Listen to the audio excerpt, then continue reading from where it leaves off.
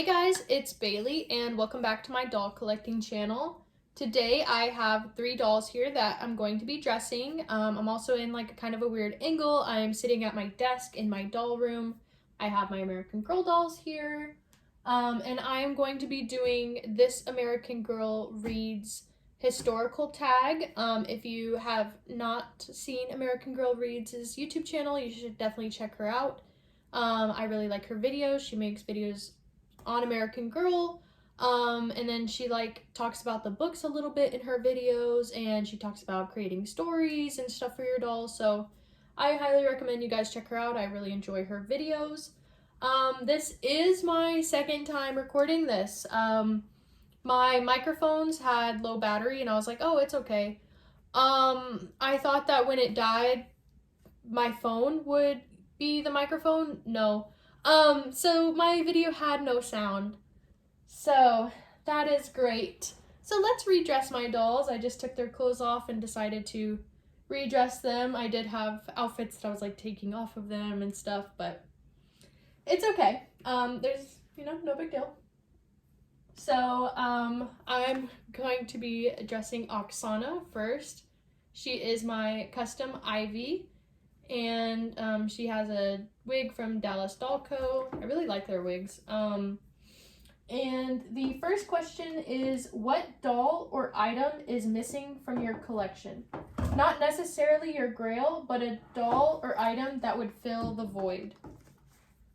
And for me, I would have to say that the doll that would fill the void, I want to, okay, so like my grail doll, if I'm going to say my grail doll, it would be 18.2. I'll never get that doll because she sells for a ton of money, but maybe one day I'll get lucky on Facebook Marketplace or something.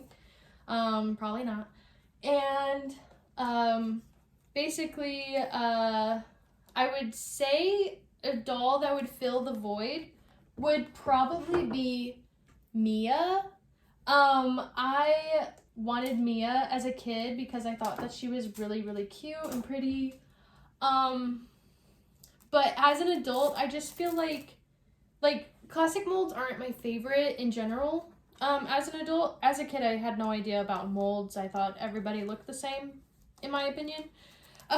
Stupid kid brain. And I, really liked, classic molds as a kid, but I don't necessarily love them now. I just think that they're hard to make different, in my opinion.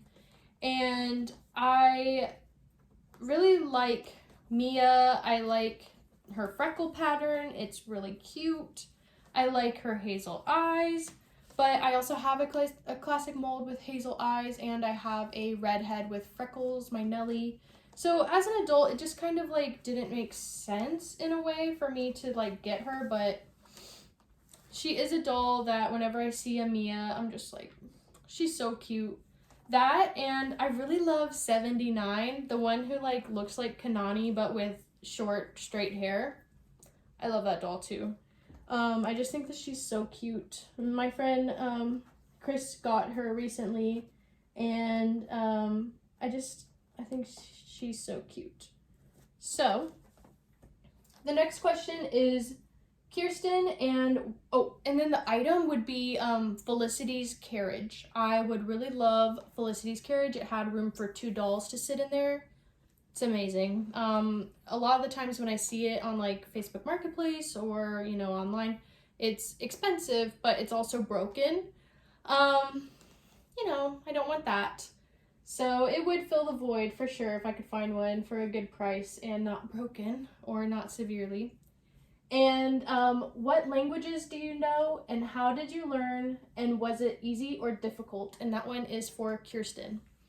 And I only know English. I took 3 years of Spanish and like in high school, and I retained none of it.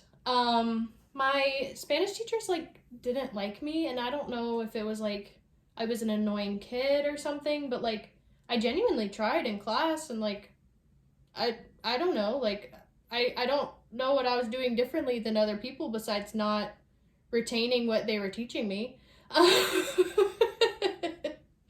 I also like, I've never been diagnosed, obviously, or else I would just say that I have ADHD, but I do think that I have some traits that make me believe that I might have ADHD, and I feel like that like was a big factor in why I just didn't do as good in school as like I tried to do. Um, but I don't know any languages. However, I have worked in some areas that are like, you know, there's like a heavy Hispanic population, and I've known a lot of other people who do not speak English, like, you know, people who are Russian who don't speak English. And I don't know what somebody may be saying. Like, I don't know exactly what they're saying, but I know kind of like what they're trying to like communicate. And so, and I've had boyfriends that don't speak English as well. But like, you know, just there's something about body language that is universal for the most part. Like, obviously, there are different things for different cultures, but body language and just kind of like, you know, trying to get me to understand, I can usually understand despite the language barrier. And so for Samantha, her question is, have you ever given a doll as a gift? If you had to give a doll from your collection, who would it be? And if I had to give a doll from my collection, I really don't know. I'm just gonna go with the easy one, and I wish that I could have gave my nephew my 113, but it didn't work out. So I wish that I could have done that, but I still really love him, so I'm glad that I have him also. And I have given a lot of dolls as a gift. I've given a lot of dolls as a gift. So in 2023, I gave 4 dolls to my nieces. I have 4 nieces that I gave American Girl dolls to. And I fixed up 3 of them for my little nieces. I wasn't sure if they were gonna like dolls. And then I got, and like I made them very similar to how my nieces are and like what they like. And then, I gave one of my nieces Nenea. I also gave her McKenna last year. And so I guess if I had to give a doll from my collection, it'd also be McKenna because I have McKenna and I also gave one away to my niece. And then I gave my nieces Julie, the pink and blue Truly Me doll, and what was the other one that I did? It was 92, I believe, the one with like green and blue hair, but I could be wrong about the number. And then I also gave my mother-in-law, Kirsten, for Mother's Day last year, and she really likes like historical stuff, and she used to do Civil War reenactments when my husband was like 10, and there's like pictures of him dressed up, and he's told me about it because, you know, I was like kind of conflicted on whether or not that was okay, but he kind of told me that, like, you know, they would switch sides. It's more just for like the historical factor. I don't know, but she really likes, you know, just that kind of time period in a way, and so I decided to give her Kirsten. And like when I gave her Kirsten, it was really cute because Kirsten had like a lot of details that when I showed it to my mother-in-law, she was like, oh yes, like, oh, I love this. So we love that she has Kirsten. And then we have the question for Felicity, which is, what is something missing from the historical books that you wish AG would address?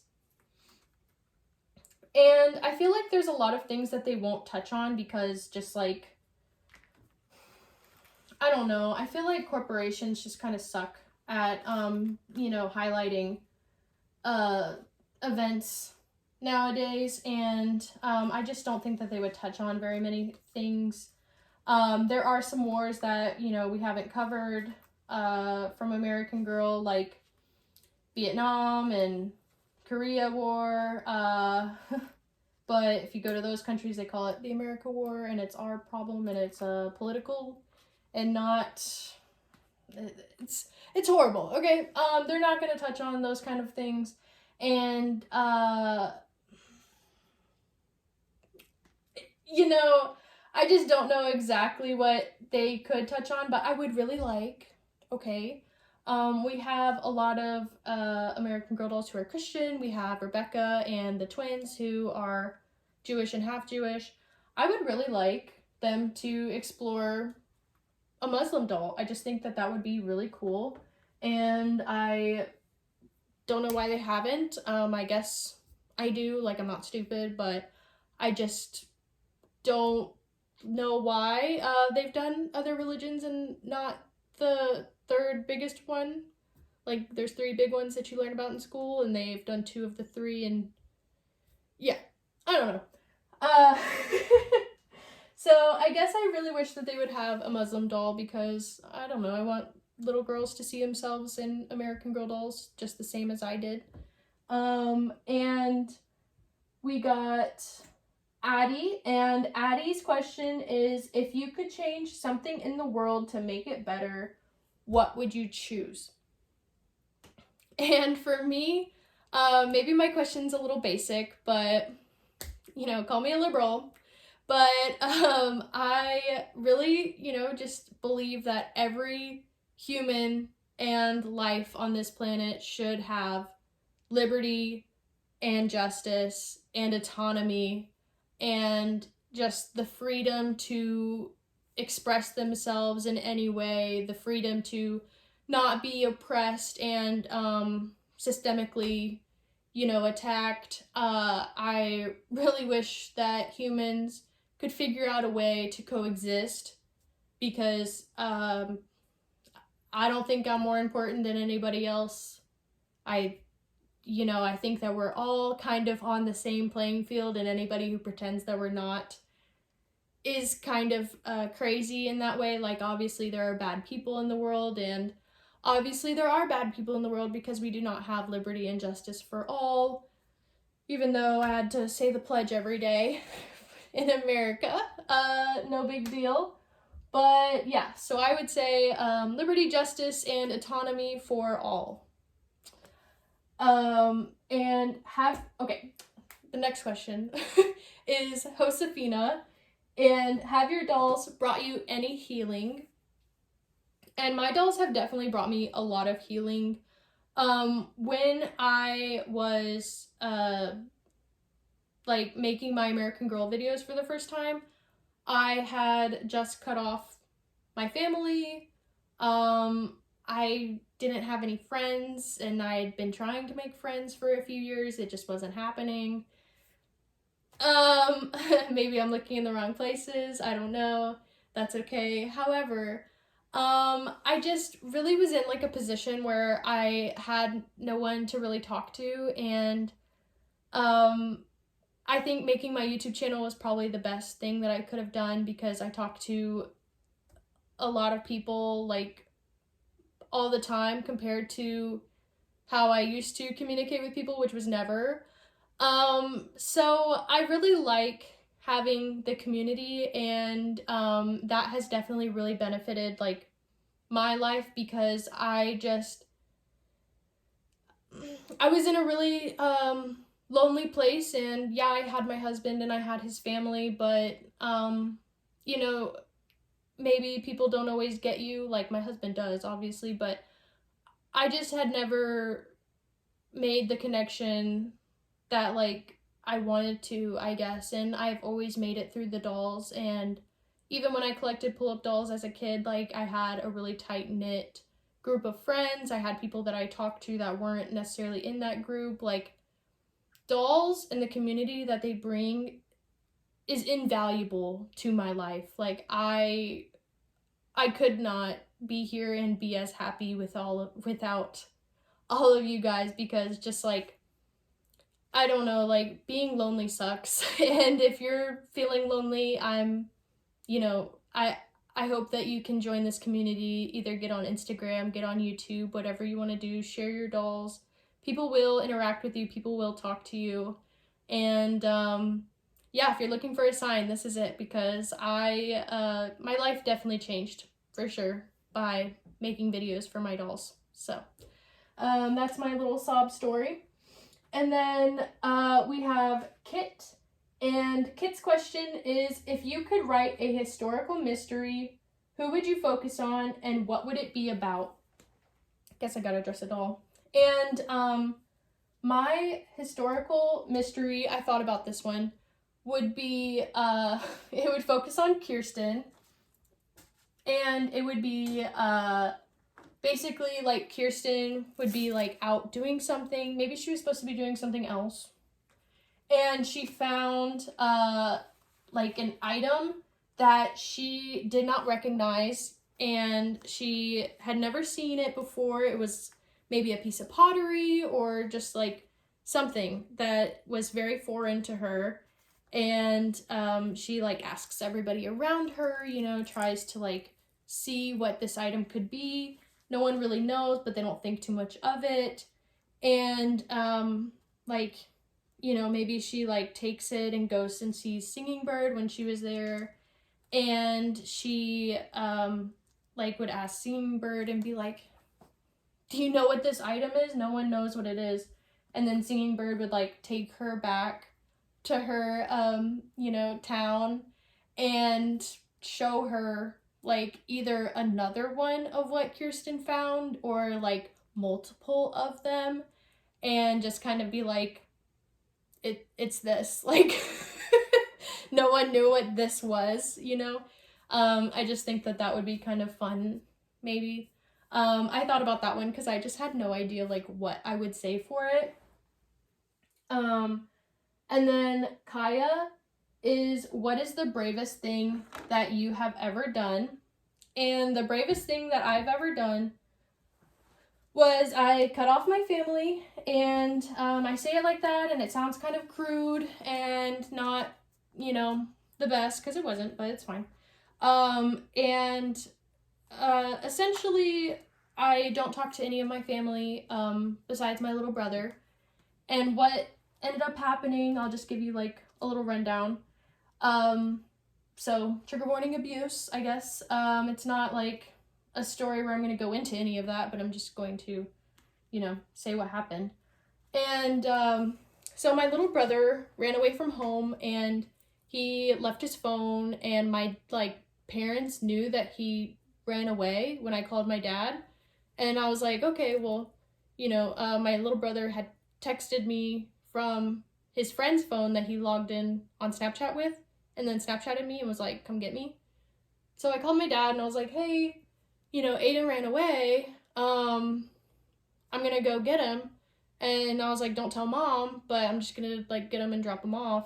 Basically, I just didn't want him to, like, get in more trouble or something. Like, my mom was abusive. And I just was scared for him. And so we tried calling resources. We called, like, 2 different hotlines in the car. We had conversations. I sat there probably for, like, an hour or 2 with him, just trying to, like, figure out what we could do. Because I was living in a tiny house, and I had no room in that thing. So I could not take him. That's what he wanted me to do. And then I ended up trying to calm my mom down because I couldn't find a solution for him.